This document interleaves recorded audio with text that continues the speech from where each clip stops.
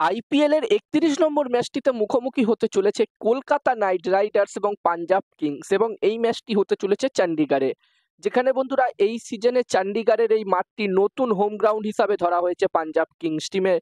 যেখানে মোহালিতে আমরা দেখে এসেছিলাম যে পাঞ্জাব কিংস টিম মোহালির মাঠ প্রথমে হোম গ্রাউন্ড হিসাবে ব্যবহার করতো আইপিএল এ, তবে এই সিজন থেকে তাদের হোম গ্রাউন্ডের মাঠ চেঞ্জ করা হয়েছে এবং এই চণ্ডীগড়ের নতুন মাঠটি তাদের হোম গ্রাউন্ড হিসাবে ধরা হয়েছে। আর এখানে এখনো পর্যন্ত যেই কটা ম্যাচ হয়েছে সেই কটা ম্যাচে আমরা দেখেছি বেশিরভাগ ম্যাচে কিন্তু হাই স্কোরিং ম্যাচই হয়েছে। তো এখানকার পিচ একদমই প্রপার ব্যাটিং পিচ রাখা হয়েছে এই সিজনের আইপিএল এর জন্য এবং এই ম্যাচটির জন্য 200+ স্কোর যদি হয় প্রথম ইনিংসে, আমার মনে হচ্ছে একটি ভালো টোটাল হতে পারে। আর বন্ধুরা, যেখানে Punjab Kings Kolkata Knight Riders এই দুটি টিমই মোটামুটি এখনো পর্যন্ত ঠিকঠাক পারফরমেন্সই করেছে, যেখানে পাঞ্জাব কিংস টিমের কথা বললে এই টিমটি প্রথমের দিকে ব্যাক টু ব্যাক ম্যাচ জিতলেও শেষ ৩টে ম্যাচের মধ্যে তারা ২টো ম্যাচ হেরেছে। অন্যদিকে কেকেআর টিমের কথা বললে, প্রথমে কেকেআর টিমের যদি কথা বলি, তো কেকেআর টিম টোটাল ৬টা ম্যাচ খেলেছে, যার মধ্যে তারা ৩টে ম্যাচ জিতেছে, ৩টে ম্যাচ হেরেছে। প্রথম ম্যাচটি তারা হেরেছিল, তারপরে তারা একটি ম্যাচ জেতে, আবার তারপরে তারা একটি ম্যাচ হারে, তারপরে আবার একটি ম্যাচ জেতে, আবার একটি ম্যাচ তারা হারে এবং শেষ ম্যাচটি তারা চেন্নাই সুপার কিংস টিমের বিরুদ্ধে একদমই একতরফা জয় পেয়ে এই ম্যাচটি খেলতে আসছে। তো এখানে কেকেআর টিমের কনফিডেন্স কিছুটা হলেও ওপরে থাকবে।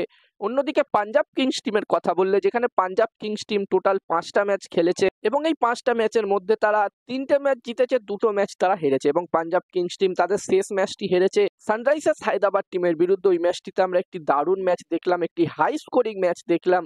পাঞ্জাব কিংস টিম প্রথমে ব্যাটিং করে ২৪৫ রান করে দিয়েছিল, তবে এই রানটি সানরাইজার্স হায়দ্রাবাদ টিম বলা যেতে পারে খুবই সহজে চেস করে দিয়েছিল। অভিষেক শর্মার দুর্দান্ত ব্যাটিংয়ে, অভিষেক শর্মার সাথে ট্রেভিস হেডের দুর্দান্ত ব্যাটিংয়ে এই ম্যাচটিতে সানরাইজার্স হায়দ্রাবাদ টিম জয়লাভ করেছিল। তো এখানে পাঞ্জাব কিংস টিমও কিন্তু চাইবে এই ম্যাচটি দিয়ে আবার কামব্যাক করতে, কেকেআর টিমকে হারাতে। আর বন্ধুরা, যেখানে ৩ বছর কেকেআর টিমে থাকার পরে শ্রেয়াস আইয়ার এই বছর পাঞ্জাব কিংস টিমের হয়ে ক্যাপ্টেন্সি করছে, পাঞ্জাব কিংস টিমের হয়ে সে খেলছে এবং আমরা সকলেই জানি ২০২৪-এর আইপিএলে শ্রেয়াস আইয়ারের ক্যাপ্টেন্সিতেই কেকেআর টিম চ্যাম্পিয়ন হয়েছিল এবং এই ম্যাচটিতে শ্রেয়াস আইয়ার কেকেআর এর বিরুদ্ধেই খেলবে। তো দেখার বিষয় থাকবে এই ম্যাচটিতে তার প্রাক্তন টিমের বিরুদ্ধে, এক্স টিমের বিরুদ্ধে শ্রেয়াস আইয়ার কিরকম পারফরমেন্স করে। আর যেখানে এই দুটি টিমের মধ্যে যদি আমি কম্পেয়ার করি এই ম্যাচটির জন্য, প্রথমে যদি আমি এই দুটি টিমের ব্যাটিং লাইন আপের কথা বলি, তো এই দুটি টিমেরই ব্যাটিং লাইন আপ এই বছরে খুবই শক্তিশালী দেখাচ্ছে। যেখানে কেকেআর টিমের কাছে Sunil Narine, Angkrish Raghuvanshi, Quinton de Kock, Ajinkya Rahane, Venkatesh Iyer, Rinku Singh এর মতো ভালো ভালো ব্যাটসম্যান আছে, অ্যান্ডার রাসেলের মতো ব্যাটসম্যান আছে। যদিও অ্যান্ডার রাসেলের ব্যাট থেকে এই সিজনে এখনো পর্যন্ত আমরা ভালো ইনিংস দেখতে পাইনি, তবে আমরা জানি যে অ্যান্ডার রাসেল একটা ম্যাচ উইনার প্লেয়ার। যেই ম্যাচে সে ভালো পারফর্ম করবে সেই ম্যাচে কেকেআর টিমের জেতার সম্ভাবনা কিন্তু অনেকটাই বেড়ে যাবে। অন্যদিকে পাঞ্জাব কিংস টিমের ব্যাটিং লাইন আপের কথা বললে, এই টিমটিরও ব্যাটিং লাইন আপ এই বছর খুবই শক্তিশালী দেখাচ্ছে। যেখানে পাঞ্জাব কিংস টিমের কাছে পিয়ান্স আরিয়া দুর্দান্ত ব্যাটিং করছে, নতুন ট্যালেন্ট এই বছর আমরা দেখছি পাঞ্জাব কিংস টিমের হয়ে খেলছে। পিয়ান্স আরিয়া দুর্দান্ত ব্যাটিং করছে, সিএসকে এর বিরুদ্ধে সে সেঞ্চুরিও করেছিল। এছাড়াও পাপসিংডন সিংও দুর্দান্ত ব্যাটিং করছে, সাথে শ্রেয়াস আইয়ারও দারুণ ফর্মে আছে, মার্কাস স্টয়নিসও দারুণ ব্যাটিং করছে। ওভারঅল এই টিমটিরও ব্যাটিং মোটামুটি ভালোই শক্তিশালী দেখাচ্ছে। যদিও কেকেআর এর মতো অ্যান্ডার রাসেল যেরকম কেকেআর টিমে ফর্মে নেই, ঠিক তেমনই এই টিমটির কাছে গ্লেন ম্যাক্সওয়েলের মতো প্লেয়ার আছে। গ্লেন ম্যাক্সওয়েলও কিন্তু একদমই আউট অফ ফর্ম চলছে, এবার দেখার বিষয় থাকবে সে কবে ফর্মে ফিরে।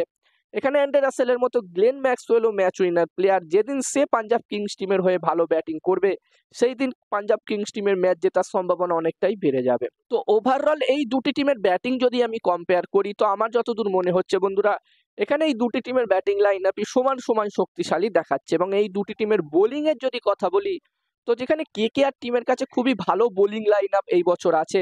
কেকেআর টিমের কাছে এই বছরে সুনীল নারায়ণ, বারুণ চক্রবর্তী তো আছেই, সাথে হর্ষিত রানা, বৈভব অরোরার মতো বোলার আছে এবং মঈন আলীকেও খেলাচ্ছে কেকেআর। তো এখানে কেকেআর এর বোলিং লাইন আপ এই বছর খুবই শক্তিশালী দেখাচ্ছে। যদিও এই বছর আজিঙ্কে রাহানের ক্যাপ্টেন্সিতে আমরা খুব একটা পার্ট টাইম বোলারকে দিয়ে বোলিং করতে দেখতে পাচ্ছি না, সে 5টা প্রপার বোলারকে দিয়েই বোলিং করাচ্ছে 20 ওভার।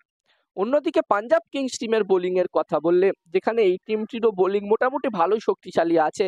এই টিমটির কাছে আশদীপ সিং, মার্কো ইয়ানসান, উজবেন্দ্রা চাহালের মতো বোলার আছে। ওভারঅল যদি আমি এই দুটি টিমের মধ্যে কম্পেয়ার করি, তো এখানে স্পিন ডিপার্টমেন্টের দিক দিয়ে দেখতে গেলে এখানে আমি কেকেআর টিমকেই এগিয়ে রাখবো। যেখানে কেকেআর এর কাছে বরুণ চক্রবর্তী, সুনীল নারায়ণ, মঈন আলীর মতো বোলার আছে। অন্যদিকে স্পিনের দিক দিয়ে দেখতে গেলে পাঞ্জাব কিংস টিমের কাছে যুজবেন্দ্র চাহাল ছাড়া সেরকম ভালো স্পিন বোলার কিন্তু নেই। তবে ফাস্ট বোলিং ডিপার্টমেন্টের দিক দিয়ে দেখতে গেলে এই দুটি টিমেরই বোলিং লাইন আপ আমার মতে সমান সমান আছে এবং এই ম্যাচটিতে আমি কেকেআর টিমকেই এগিয়ে রাখবো। আমার মনে হচ্ছে এই ম্যাচটিতে কেকেআর টিমেরই পাল্লা ভারী থাকবে। আর এখানে তোমাদের কি মনে হচ্ছে এই ম্যাচটিতে কোন টিম জয়লাভ করতে পারে, কেকেআর, কলকাতা নাইট রাইডার্স নাকি পাঞ্জাব কিংস? তোমরাও চাইলে কমেন্ট করে কমেন্ট বক্সে জানাতে পারো।